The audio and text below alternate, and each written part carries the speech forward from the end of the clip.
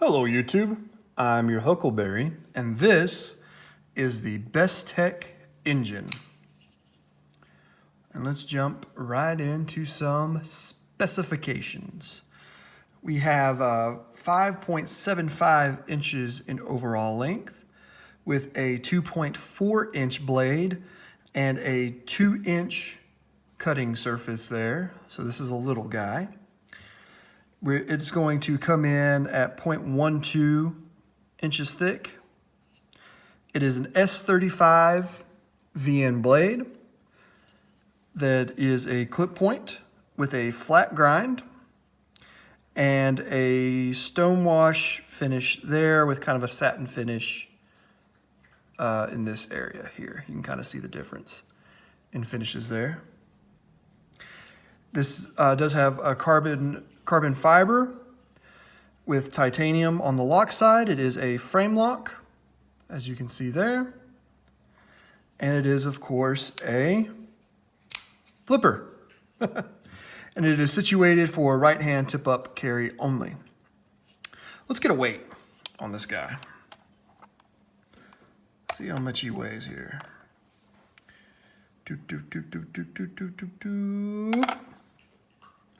Coming in at about 2.5 ounces, so 2.5 ounces. So that's right around that 1 inch of blade length to 1 ounce of weight ratio that I like, which is kind of arbitrary, but it's just something that I look for. And let's get some size comparisons, shall we? Here it is against your Benchmade large Griptilian. And it is definitely smaller than the Benchmade, as you might imagine.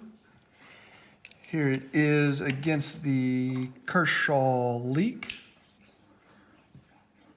And it is even, it is shorter in overall length than the Leak, but it is, you know, it's gonna be lighter.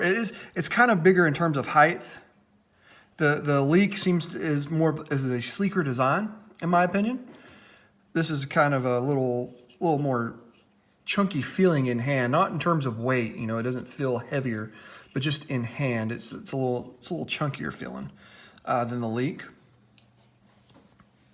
Here it is against the Spyderco PM2, and as you can see there, much smaller than the PM2 there. And how about one more size comparison with something that's going to be similar, another Bowie style smaller knife against the HEA Hunter.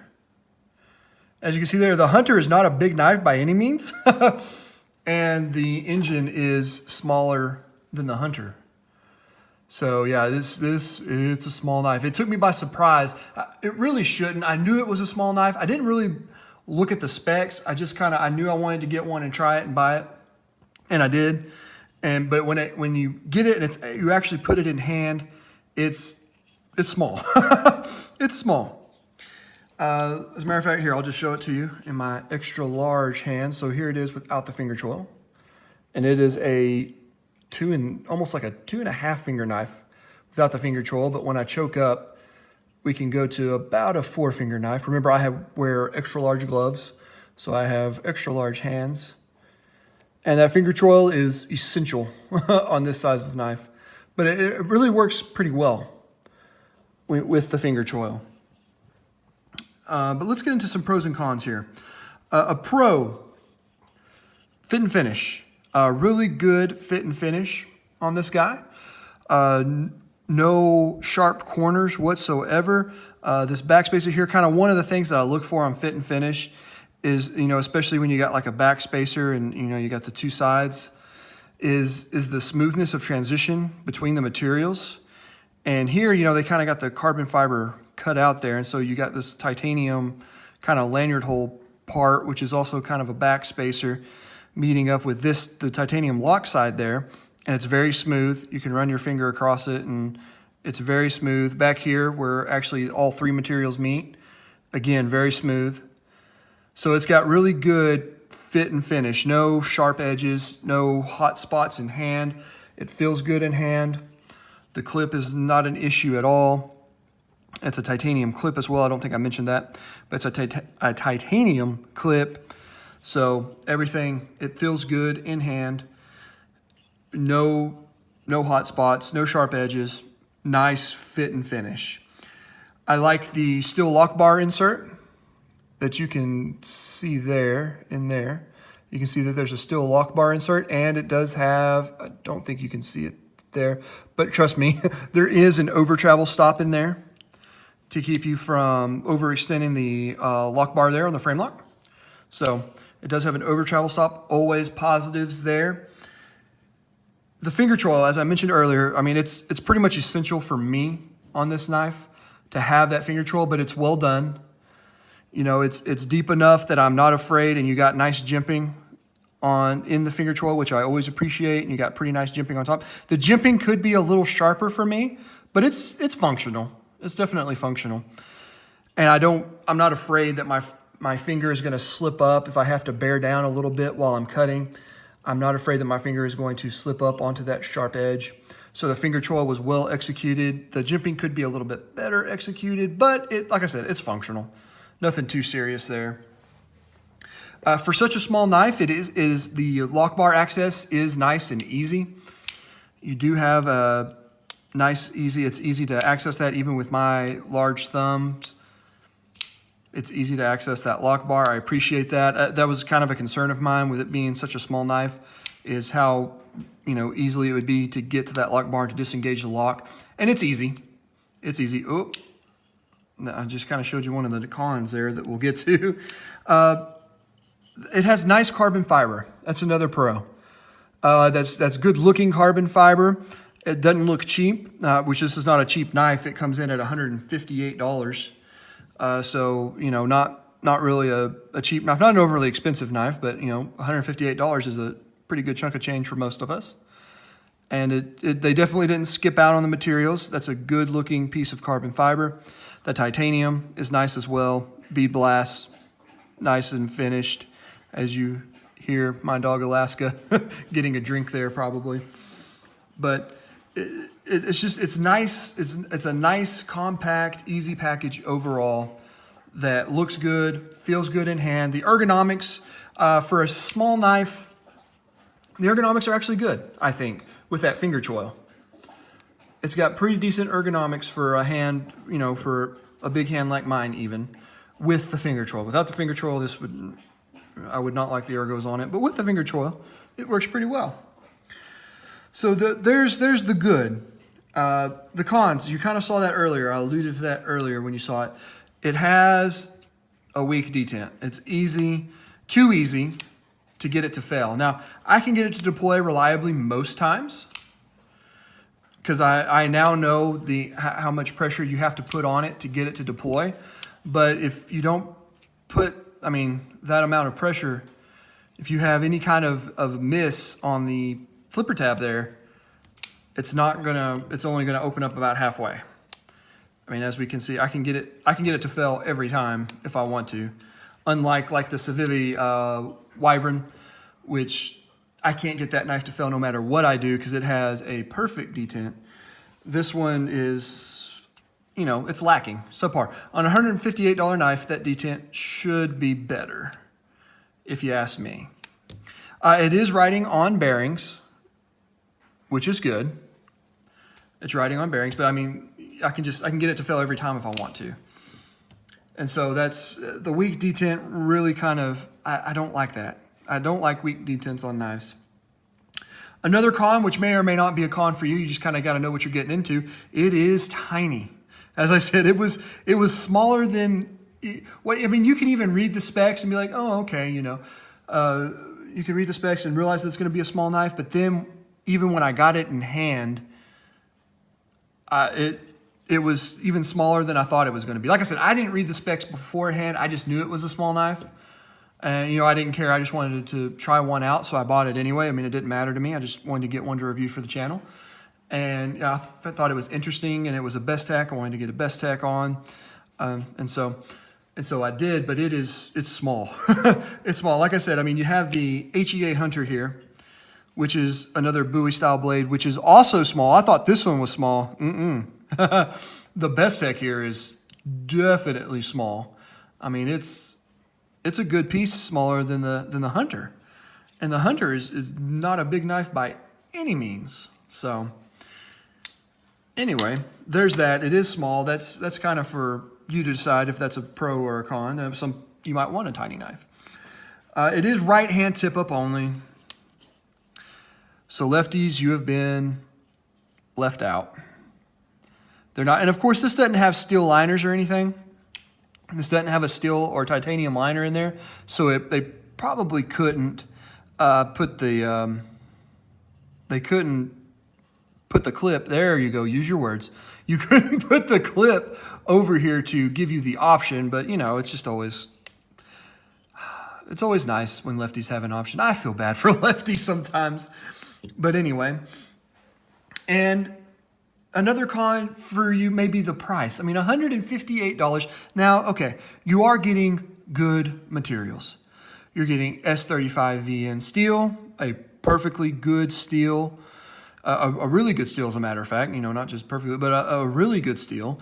You are getting a titanium frame lock with the over travel stop, steel lock bar insert. You are getting a nice piece of titanium, of carbon fiber.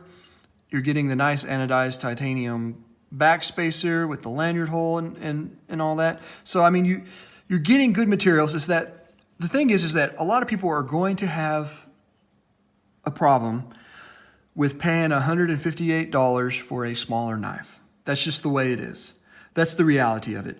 Now, what we've got to realize is that, you know, just as much machining and time and effort goes into smaller knives as it does bigger knives with the same materials. You know, you could have the same materials as this knife and make it, you know, give it a 3.5-inch blade as opposed to a 2.5-inch blade.